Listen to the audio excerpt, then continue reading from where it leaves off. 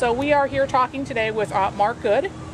Yes. And you are running for Santa Rosa County Commission, District 4? District 4. Okay. And let me just ask you, what kind of impelled you to run for a county commission seat this time around, Mark? I think a lot of the motivation that compelled me to move in this direction is what has frustrated most Americans. We're tired of the ineffective government that leads us in our day-to-day operations. The misuse and mismanagement of our assets that are purchased through tax dollars. I lived here for only a few months, and I believe Gordon Gooden had just been re-elected, and I realized at that point in time, within just a few short months, that this district could have so much better.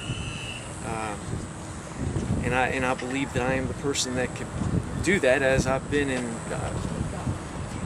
jobs and occupations that require a high level of ethical performance, and also results have to be provided in most of those occupations. And I believe that I can bring that to the table for Santa Rosa County, District 4. Talk about major challenges, major issues that you're looking at right now that you would look at as being first on the plate to address. I mean, what would you be looking at first? Big concern. Probably the first thing is actually twofold. Number one is getting control of our budget. The spending is absolutely out of control, and the taxpayers are overburdened because of these these spending sprees that some of the commissioners seem to go on. The second thing, which goes right along with the first, is the economic development. I have talked to so many business owners that have found that there are so many loopholes to go through, so much bureaucratic red tape to negotiate, that it's almost it's disheartening to them, and sometimes it does in fact cause people to give up their dream to open a business here and go elsewhere. And I think that in reducing the amount of bureaucratic red tape through ordinances and regulations, we can actually create an environment that will encourage people to open up businesses and keep their doors open. And you talked about the budget a little bit. Any specific issues you've had recently, or anything you would have done differently budget-wise? I think I've spoken of this several times in regards to the purchase of the industrial park up on 87 there at I-10. I've been corrected a number of times, or I've had input put into my particular statement from outside sources saying, well, those were franchise fees that actually were used to purchase this, and some of the funds used were taken from road and bridge. But to be perfectly honest with you, franchise fees is nothing more than a fancy name for tax, because if you look on your power bill right there on the itemized portion, it says franchise fees.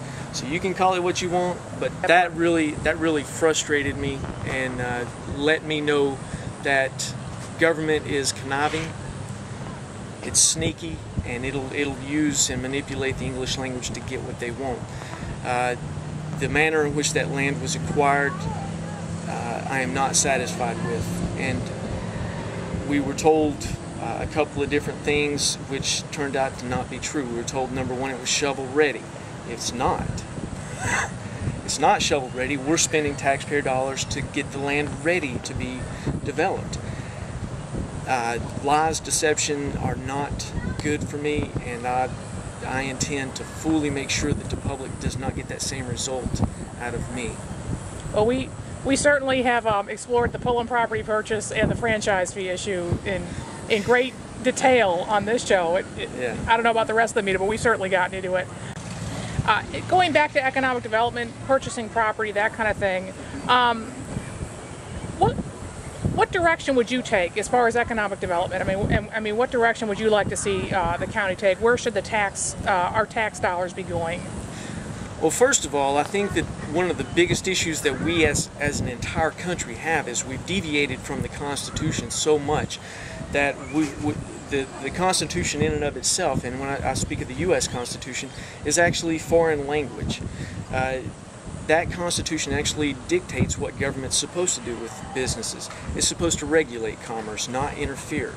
And I think when you take taxpayer dollars and you invest that money into a potentially iffy project, you're putting the taxpayers' monies and assets at risk. So my first step would be to go back to the basics. Let's get back to the basics. Get rid of some of the complexities and make it more logical in our approach to encouraging businesses to move into this area. More face-to-face time with corporations and their boards and saying, hey, look, you've got our brochure, let's talk about what we actually do have to offer. Streamlined regulations which will make it easier for you to open your door, which will actually reduce the amount of capital that you're required for your initial investment. That in and of itself, I believe, would encourage some economic growth in this portion of Santa Rosa County. Additionally, in terms of investments, I think what we need to do is start selling some of the land that we own. Some of the, I believe, 1,400 acres of land that we have that was originally bought to build more industrial parks. Let's start selling it, privatize it, and allow those properties to come back on our tax books, so we can start collecting monies off of that land. Right now, those properties are tax-free, and that's hurting the taxpayers because we're picking up the additional weight on our shoulders. Right now, economic development is sort of a step away from the county. It's in a public, Team Santa Rosa is a public-private. They tend to their own business. They're just given a chunk of money every year. Would you adjust that at all? Do you think that that's the way to go? Based on my experience, and I read the most recent article in Navarre Press by Cindy Anderson, or it was an interview with Cindy Anderson, and she described the differences between the Chamber of Commerce and Team Santa Rosa, and I fully appreciate that.